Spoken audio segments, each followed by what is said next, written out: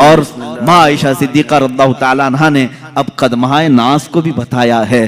اللہ رسول کریم صلی اللہ تعالیٰ علیہ وسلم کے پیر مبارک اس قدر حسین و جمیل تھے، کہتے ہیں کہ ان کے پیروں کے اندر ایک عجیب تاثیر یہ تھی کہ وہ پتھر پر رکھتے تھے تو نشان آ جاتا تھا، تھے اتنے نرم و نازک کہ اگر ہم ہاتھ میں لے لیں تو روئی کا سا احساس ہو، لیکن جب وہ سخت پتھر پر میرے آقا قدم رکھتے تو پتھر نرم ہوتا اور نقشے رسول پاک، قدم رسول پاک کو اپنے سینے میں لے لیتا۔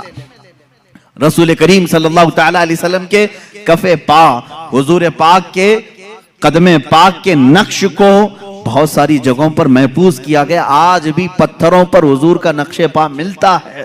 اللہ کے حبیب صلی اللہ تعالیٰ علیہ وسلم کے قدمہائے ناز ہیں۔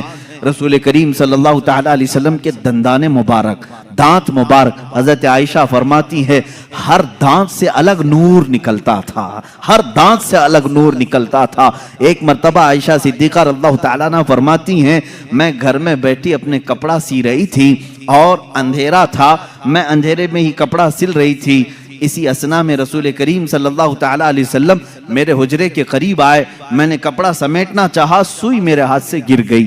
حجرے میں سوئی کہاں نظر آئے؟ اندھیرے میں۔ اللہ کے حبیب صلی اللہ تعالیٰ علیہ وسلم حجرے میں داخل ہوئے اور پیار سے حضرت عائشہ کو حمیرہ کہا جاتا تھا، یا حمیرہ، اے حمیرہ کس چیز کی تلاش میں ہو؟ حضور پاک نے مسکرایا، جب مسکراتے تھے تو چار دندان مبارکہ حضور کے نظر آتے تھے۔ حضرت عائشہ فرماتی ہیں ان دانتوں سے اتنی روشنی نکلی کہ میری گمشدہ سوئی مجھے مل گئی۔ چار دندان مبارکہ کی روشنی سے حجرے میں اتنی روشنی آئی تھی کہ حضرت عائشہ فرماتی ہیں میری گمی ہوئی سوئی مجھے واپس مل گئی۔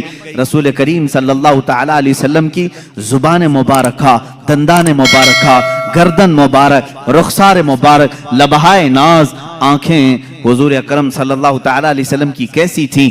حضرت سمرہ بن جندب رضی اللہ تعالیٰ، برا بن عازب رضی اللہ تعالیٰ، خود ماں عائشہ صدیقہ رضی اللہ تعالیٰ عنہ فرماتی ہیں اللہ کے نبی صلی اللہ تعالیٰ علیہ وسلم کی آنکھیں کافی کشادہ، بڑی بڑی آنکھیں تھیں، اتنی بڑی بھی نہیں کہ دیکھنے والے کو عیب لگے، بہت چھوٹی بھی نہیں پتلی، لیکن اس کو بڑی آنکھیں کہا جاتا ہے۔ جس کی بڑی آنکھیں ہوتی ہیں وہ خوبصورتی کی ایک قسم ہوتی ہے، بڑی آنکھیں ہونا خوبصورتی کی ایک قسم ہے۔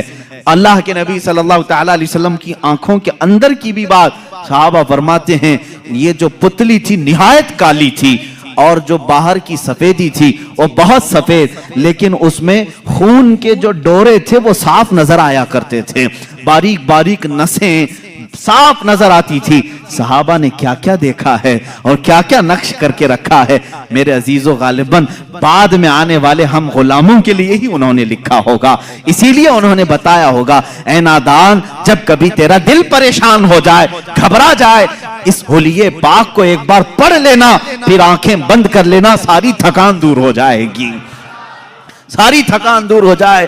رسول کریم صلی اللہ تعالیٰ علیہ وسلم کا حلیہ پاک جیسے ہی تصور میں آ جائے گا ہر چیز تم دنیا کی بھول جاؤ گے۔ ویڈیو کو لائک کر کے شیئر ضرور کر دینا۔